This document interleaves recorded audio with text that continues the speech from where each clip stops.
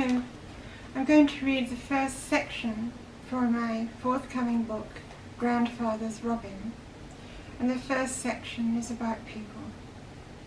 The first one is called Grandfather. My grandfather was a quiet man. An allotment near the railway line, where his working life was spent, gave him additional quiet.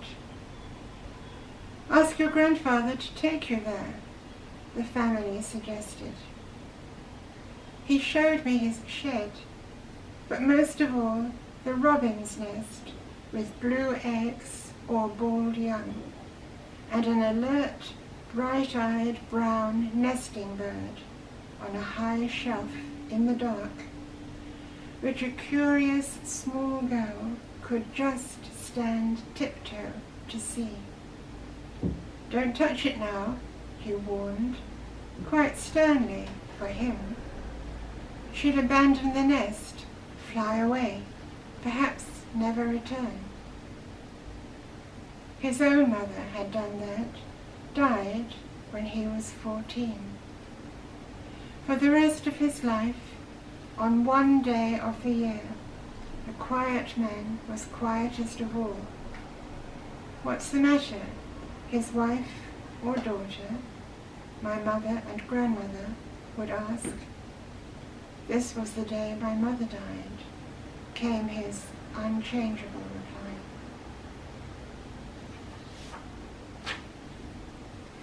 The next poem, You, was written after reading the poem Hear the Rain by Octavio Paz. You. Your eyes are blue as a cloudless sky, your skin softer than a fully ripe peach, your hair golden as the sun, your spontaneous smile sweet as sugarcane, your actions kind as parental love in various of Earth's species, your thoughts deep as the ocean, surprising and bright as lightning, lateral as the horizon. With abundance of nature's qualities, your sophisticated soul is hidden beneath their surfaces.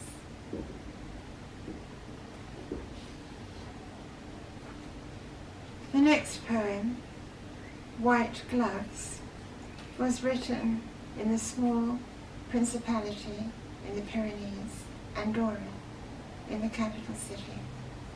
White Gloves.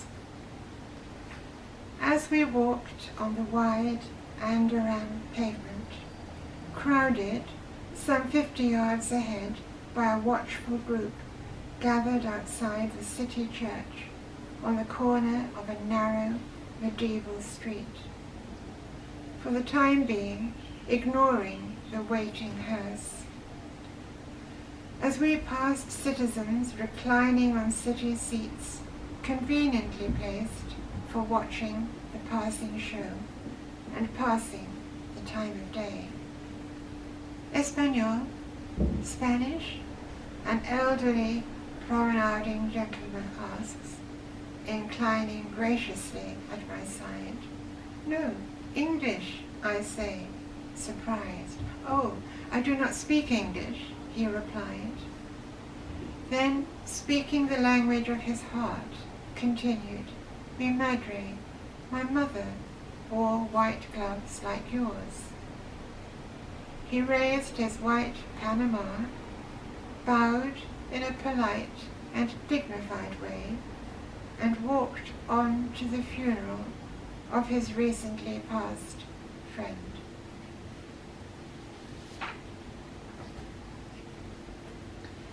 The next poem, Scallop Shell, is also written in Andorra la Vella, the capital city.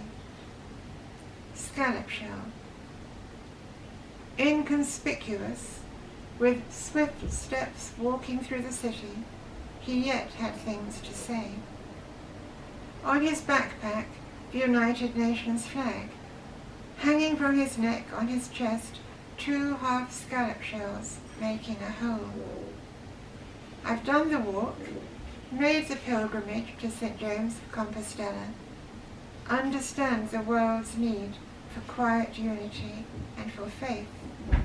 In my quest is definite assertion. For those who see and understand, you reinforce what they suspect and truly know. The others continue shopping, enjoy the sun, travel in cars for their material ends and means.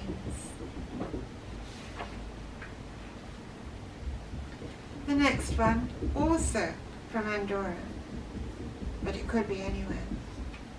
Company. An old man with white hair sits in a garden chair in a remote mountain hotel, singing a song in his own language, no one near.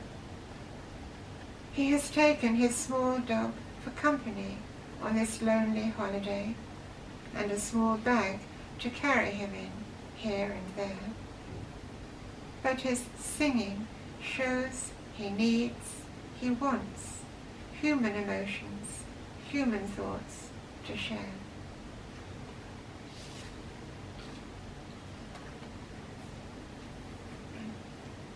The next poem, Patchwork,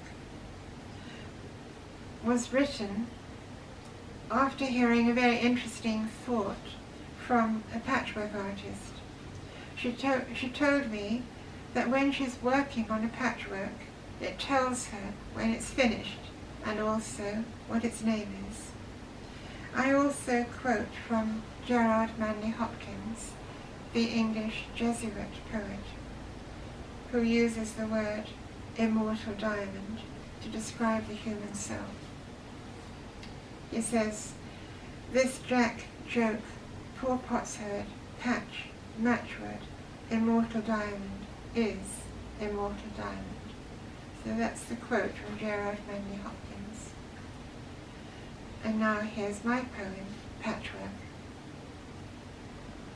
You sit among bright scraps, placing and patching for hours, patterns, pictures, and people, night light and daylight, bright lights and dim. You work quickly, pensively, but do not fully control, adding and building until the work of your hands says, I am finished, stop now, and my name is Orchard, or Illuminations, or this is where you stop. And what other power is making you, placing, shaping, trimming for years, not fully controlling, for you have free will? Can you ever say, I am finished, complete, and my name is patience, service, energetic love? Another will say it, and has said, this patch, immortal diamond, is immortal diamond.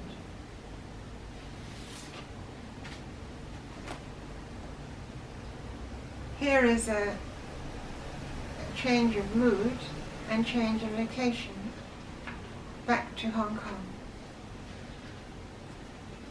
The poem is called Welcome to Come Along. It's not in the voice of myself, of the speaker. There I am, standing around in the city hall, that big empty space near the snack bar, box office and inquiries desk, and I see, unusual sight, a foreign woman gazing at the splendid billboard erected by the central government. Welcome to come along, I shout to her, perhaps rather loudly, as I am wearing my new headphones, listening to Western music. Welcome to come along, I shout to her again. She looks at me, unsure, but she nods, slightly unfocused, not wanting me to reject her, in case it was not really her I was addressing. She makes several inquiries, then walks out through the garden into the high-blocked lift lobby. I follow her, watch as she inquires here too, follow her into the lift, and I want her really to know it was she I had spoken to. I shout, greeting her as the lift doors close. She and the two other passengers move backwards slightly, and I notice on her shoes some sticky paper. To show my friendliness further, I point to it, bend down, remove it, see another piece, remove it too. Now she knows it is she I addressed.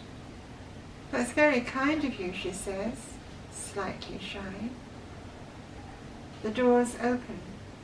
Taking the two removed strips of sticky paper, I propel myself outside to the rubbish bin. "Goodbye, lady. It was nice to meet you."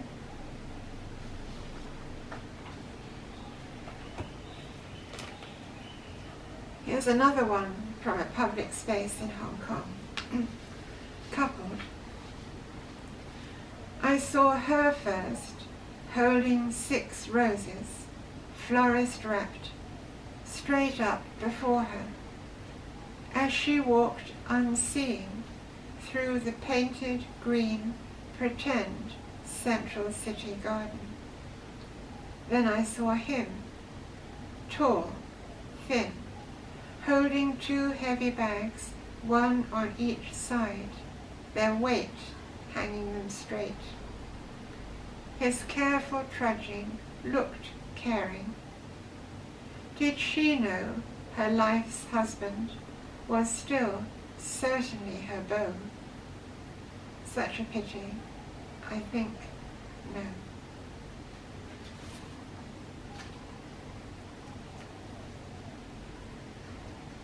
Another Hong Kong personality. Bus driver. Take care as I get on.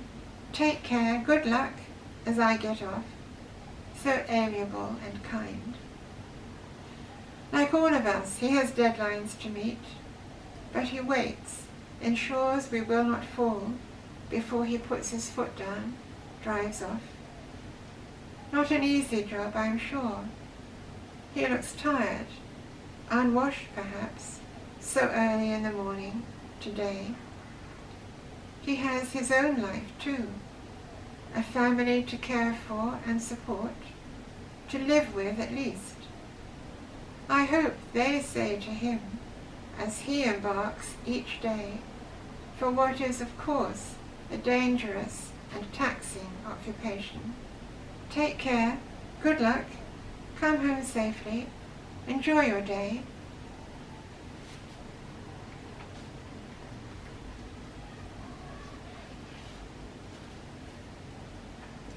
Another Hong Kong person. Soft. Sometimes when we speak, our lives unroll before those we speak to without our knowing. Eat this, it is soft, the young waiter says, pointing at some egg pudding or blancmange. And we see behind him a large family of grandmas or old aunts, toothless, needing something soft to swallow without too much chewing.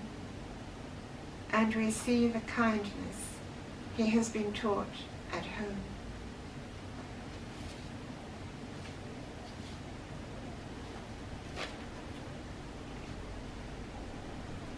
This is a poem from when our long-time helper retired. Goodbye. Once or twice you were singing in the kitchen, but when I asked you what the words meant, you were embarrassed and stopped. An old person is a treasure in the house. You were our treasure, but today you gave back the keys.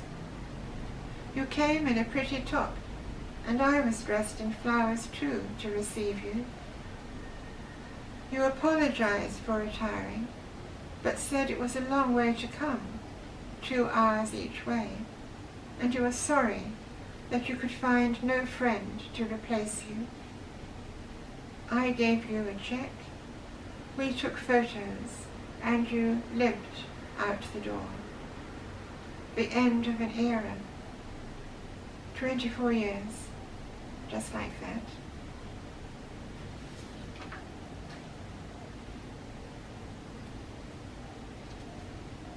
I was asked to write something when a long-term Hong Kong resident, prominent in the Royal Asiatic Society in Hong Kong, passed away. Geoffrey Bonsall, R.I.P. A long life has much to say for it. One must select what to say. And life itself, however long, is itself a selection from what might have been done. You chose, it seems, to serve other men's words and meanings in libraries, on a publisher's, then editor's desk, a speechwriter and breaker of codes. And the place you chose to live, somewhat predetermined by your place of birth, Wuhan, Hubei, in China, a missionary's son, also, as it seems, signposted the areas for your lifetime's work, Asia and Asian studies mainly, necessarily excluded, or at least diminished, other foci that you might equally have beamed your searchlight on. We have benefited from these choices, also from your courtesy, concern, your conscientiousness, and yes, your curiosity and cushioning too. You persisted in teasing out other men's meanings. Doubtless, you knew your own meanings too. Is there anyone left who will unpick your puzzle for us all to read, and then know you better than we did?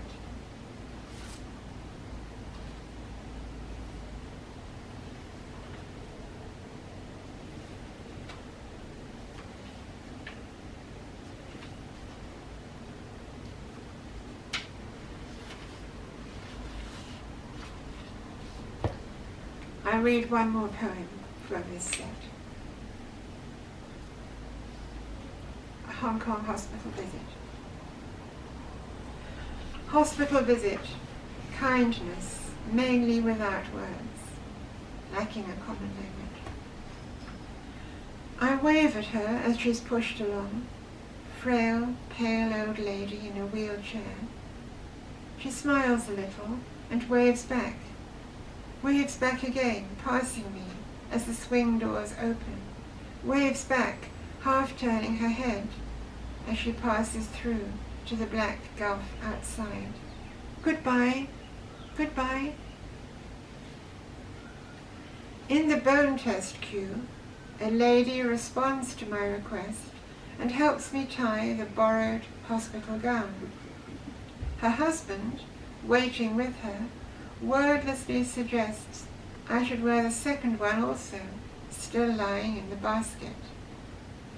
Well, yes, that would be more decent, I realize, understanding now, split down the middle as they are, why there are two. Later, she suggests I should copy her, move up, occupy an emptied seat. Where we sit will determine the time of our turns, she gestures. I suspect she misunderstands, but do as she wants. She's well-meaning and kind, believing now what her husband already knew, that they are certainly, in some respects, more expert than I, and like him, quietly accepting a duty of care. The young man, a half-full urine bag at his side, waits in line for his coffee. How are you doing? I ask. It hurts to clean it myself, he says. If I find I can't do it, I'll be here another week. Later, as I wonder where to sit, he leaves the cue, helpfully comes over. You can use it, he reassures, pointing at a table he half occupies with his things. I can't sit there. I'm just charging my laptop. I still have things to do. In this venue, our shared humanity is all that counts.